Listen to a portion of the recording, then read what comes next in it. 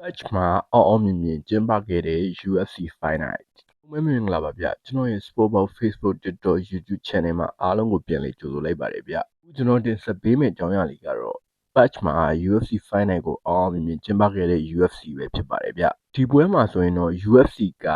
Asian Australia Fighter အများစုနဲ့နိုင်ငံတကာက Fighter တွေကိုပြန်လှန်ထားအောင်လုပ်ထားတဲ့ပွဲဗျပြိုင်ပွဲမှာအားလုံးပေါင်း73ပွဲပါပြီးတော့ Main Card က6ပွဲ Prelim က9ပွဲနဲ့အားလုံးကိုမြင်မြင်ဆိုင်ဆိုင်ကျင်းပနိုင်ခဲ့တယ် Main Card အောက်ကခေါင်းစဉ်တွေအကြောင်းပြောလိုက်ကြရအောင်ဗျပထမဆုံးပြောချင်တာက Trivasa နဲ့ Sutherland တို့ရဲ့ပွဲက Fighter နှစ်ယောက်လုံးကလုံးလိုက်ထိုးလိုက်နဲ့3ကြည်လုံးပြီးသွားတယ်အဆုံးမှာတော့ Trivasa ကအမှတ်နဲ့အနိုင်ရရှိသွားတယ်ဗျနောက်တစ်ပွဲက Heavyweight တန်ရဲ့ပွဲစဉ်တစ်ပွဲဖြစ်တဲ့ Amir Gazanov နဲ့ Brandon Parissit တို့ဖြစ်တယ်ဗျပွဲကတော့ Fighter တွေရှင်ထိုးရင်ဒုတိယအချီမှာပဲ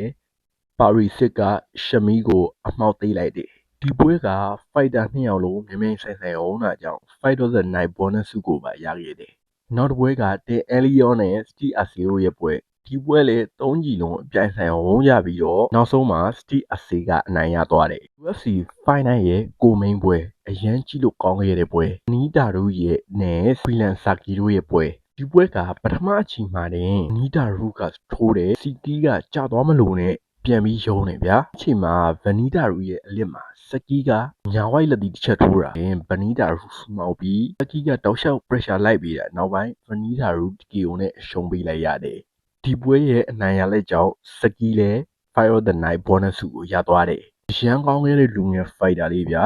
နောက်ဆုံးပွဲ main ပွဲဗျာ JDN နဲ့ Carlos Pradas ဒီပွဲမှာတော့ JDN ကလုံးဝ performance ပြောင်းနေပြီး Carlos Pradas က3ကြည်လုံးကိုလှုပ်ချင်တိုင်းလုပ်ပြီး JDN ဆိုတာမင်းလားကွာဆိုပြီးပြသွားတဲ့ပွဲဗျာတကယ်ကောင်းတဲ့ Carlos Pradas ပါ3ကြည်လုံးမှာလှုပ်ချင်တာလှုပ်သွားတယ်ပဲနောက်ဆုံး TKO နဲ့အနိုင်ယူသွားတယ်ဒီပွဲရဲ့အနိုင်ရလက်ကြောင့် Fight of the Night bonus ဆုကိုရပြီးတော့သူကနောက်ပွဲမှာတိုင်တဲ့ပွဲကိုထိုးချင်တယ်တိုးတော်လဲ Makhachev ကလက်တလုံးမှာပွဲရထားပြီလို့သတင်းတွေထွက်ပေါ်နေတဲ့အတွက်ကြောင့် Carlos Pradas နဲ့ Makhachev ပဲဖြစ်မလား Ian Garry ပဲဖြစ်မလားစိတ်ဝင်စားဖို့ကောင်းနေပြီပြလောမှာသတင်းတွေရတော့ Makhachev နဲ့ Ian Garry တို့ရဲ့သတင်းတွေကိုကြားနေရတယ်ဗျာအပွဲမှာမတော်တဆ Makhachev ကရှုံးပြီးတော့ Ian Garry ကအနိုင်ရသွားရင် Makhachev က Ian Garry ကိုချက်ချင်း rematch ပြန်လုပ်ခိုင်းမှာအဲ့ဒါဆိုရင် Carlos Pradas ကပွဲရမှာမဟုတ်တော့ဘူးသူ့အနေနဲ့ကိုနင်နာတွေကနောက်တစ်ယောက်ကိုဖြစ်ဖြစ်ခေါ်ပြီးထိုးတင်တယ်ဗျာဒီကြားထဲမှာ Makhachev ကလောလောဆယ်ပွဲရထားတာဆိုတော့သူကတော့ Makhachev တို့ပွဲကိုစောင့်မယ်နိုင်တဲ့လူနဲ့သူနဲ့ထိုးမယ်အဲ့လိုပြောထားတယ်